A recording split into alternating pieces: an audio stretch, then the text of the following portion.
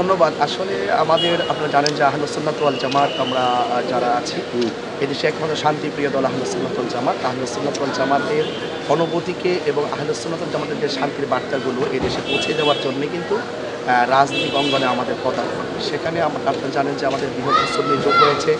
Bangladesh Islamic front Bangladesh এবং supreme party এই ৩টি দল মিলে কিন্তু আমাদের একটি বৃহত্তর সুন্নি জোট হয়েছে এবং আরও কিছু দল আছে তারাও একাত্মতা পোষণ করবেন বলে আমি আশা করি।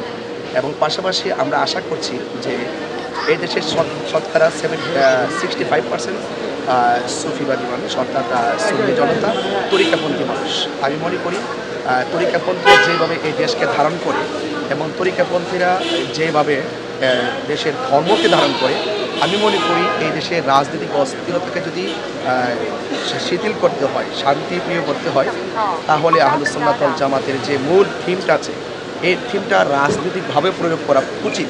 সে দৃষ্টিকোণ থেকে এবার আমরা আমাদের বৃহত্তর সুন্নি জোট সিদ্ধান্ত নিয়েছেন যে ৩০০ আসনই প্রার্থী দিবেন এবং যদি পাশ ফেল তো একমাত্র আল্লাহর উপর নির্ভর করে। তবে আমি দেশবাসীর কাছে এবং সুন্নি জনতার কাছে আমি আবারও তার আহ্বান জানাচ্ছি, এই দেশের সার্বভৌমত্ব সুরক্ষায় এবং ধর্মকে সুন্দর করে সম্প্রীতির মাধ্যমে সকল শ্রেণীর ভেদাভেদ সব কিছুর ভেদাভেদ ভুলে গিয়ে আমরা যদি আমাদের মূল বার্তাগুলো যদি আমরা যদি পৌঁছাতে পারি এবং দেশবাসী বা দেশের জনগণ যদি এবং আমাদের যারা তরিকাপন্থী যারা 65% আছেন তারা যদি আমাদেরকে ইনশাল্লাহ মনসম্মতি দেয়, ইনশাল্লাহ আশা করছি আমরা যে ভালো একটি কাঙ্ক্ষিত রেজাল্ট অর্জন করতে পারব।